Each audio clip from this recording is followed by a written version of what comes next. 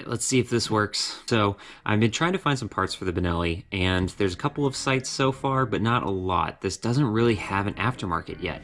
So one of those sites is Steady Garage, and I've used them for the Grom a few times, and they have a lot of good Benelli parts. I will say that, they do have a lot of parts, but I'm in California, and it's a little annoying because California is the one state that restricts any modifications to intake or exhaust.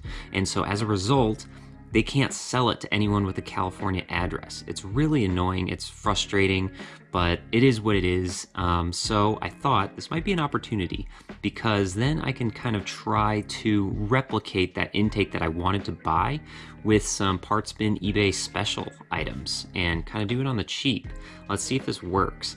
This is a silicone intake tube. It's a 45 degree, which I think I can attach to the throttle body. In between this and the air filter, I found this cool T-piece, which is just an aluminum fitting with a little outlet here, which I hope is the same diameter for a return hose or something. I saw on the air box that there's a hose there, so I wanted to make sure that that's still connected somewhere. And on top, we'll have this, which is just a generic air filter with the same diameter here as the fitting. You will notice that I cut this. There's a lip normally on this side that's down here, but this doesn't fit over the lip, so to clean it up just a little bit and to kind of shorten it, because it's going to get quite long, I trimmed this already. We're definitely going to have to trim this piece because this is quite big, but it gives us enough room to play with, so we can take things off, get the old airbox out of there. Let's see kind of what we're working with, because quite honestly, I don't know if these parts are actually gonna fit.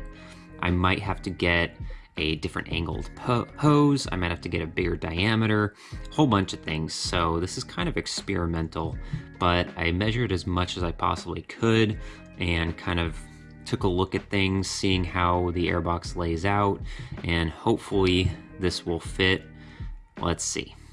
But before we can get to all that, I need to take this guy out. And this is gonna be, I think, quite an undertaking, because this is right in the middle of everything and it's very tight. There's almost no clearances at all. I know just from poking around that this is attached in 3 places, one at the throttle body, and then there's 2 bolts back here way underneath the battery, which you actually get to down here by the shock. I'm pretty sure that just taking those out and attaching it or detaching it from the throttle body isn't going to be enough. I'm pretty sure that the gas tank will have to come out. And if the gas tank has to come out, then all the shrouds have to come off. So I'm basically going to be tearing this whole area down just to get this out. So I'm really hoping this is worth it.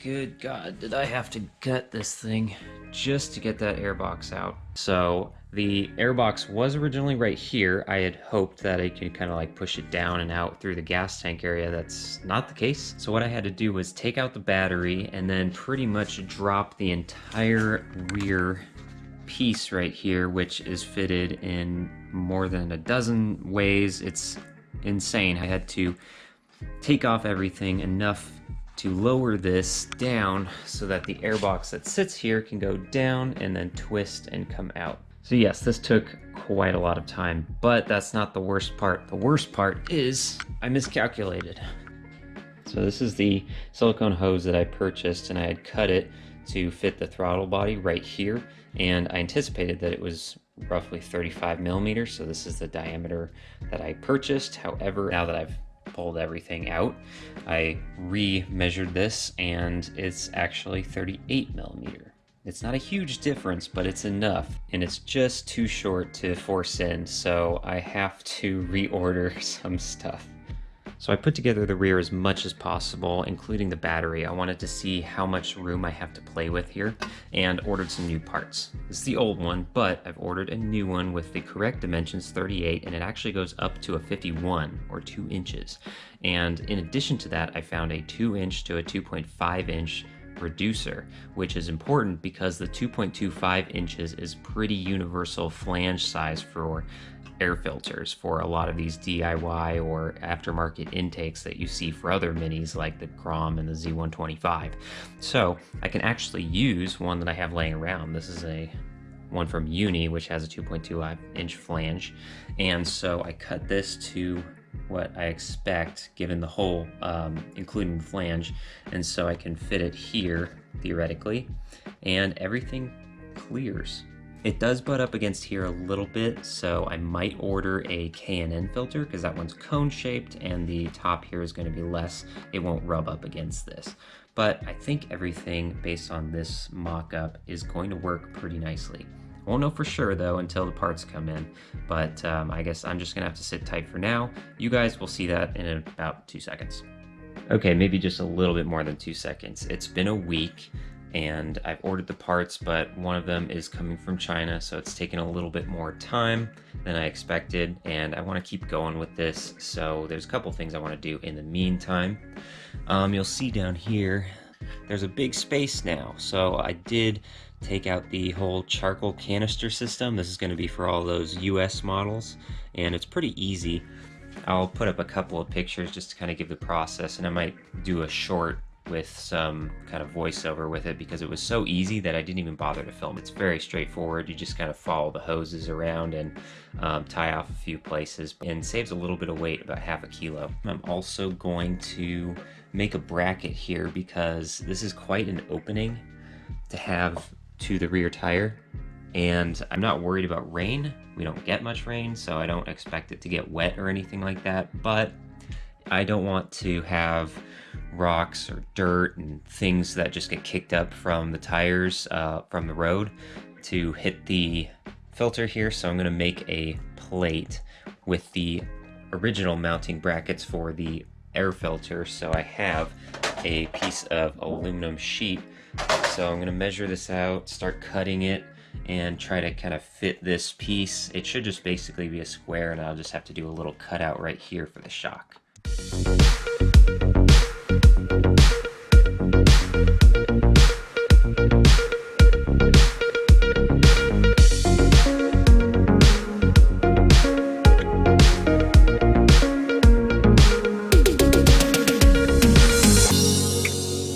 Finally, we got that aluminum plate fitted. This looks really cool. I wrapped it in carbon fiber so it kind of matches the blacked out look, and I'm really proud of this. I'm not good at fabrication at all, and this took quite a lot of time to trim everything down, smooth it, get it fitted. So I'm really happy with the results, and I think that this is going to do a really good job of protecting the filter from any rocks or dirt, debris that gets kicked up at all. Now all I gotta do is wait for the parts to come in. I kind of run out of everything I have to do at this point, so we'll check in hopefully in a few days, maybe a week. We'll see, but for you guys it will be 2 seconds this time, I promise. One eternity later. So here we have version 1.0, which was a fail. We can say goodbye to 1.0 and say hello to 2.0. It's been over a week, but we have the new 45-degree hose, which goes from a 38 to a 51. This 51 here will house this exhaust reducer, which goes from 2 inches up to 2.25. And finally, I got a K&N filter to save some space up at the top here with the cone shape, and this will finally fit onto this steel housing here. So ultimately it will look something like this. Obviously we need to do some trimming. It's not going to be this long. We don't have that much room for activities. What we're going to do next is trim this down and trim this down so that we have enough room for the pieces to fit together, as well as enough room to fit the airbox area that we have. So let's get going.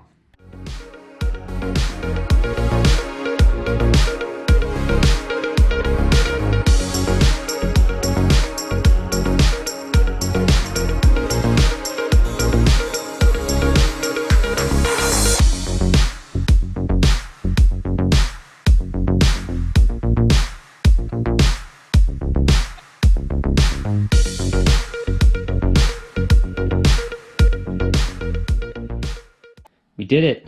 Version 2.0 is good to go. We're going to put this in here. Everything got mocked up and fits nicely. It's a little snug. It does have to tilt a little bit to the side, but other than that, things are great. So let's put this in for the last time and fire up the bike.